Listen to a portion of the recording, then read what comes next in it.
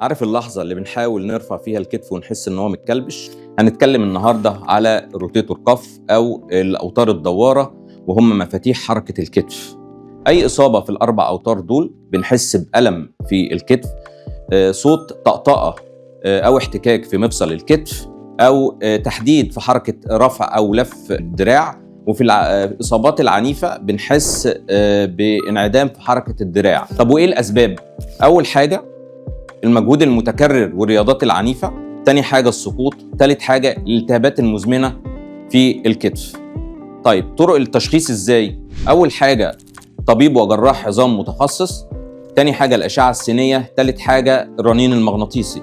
طب وطرق العلاج إيه؟ أولهم العلاج التحفظي من أدوية وكمادات وعلاج طبيعي وحقن كورتيزون.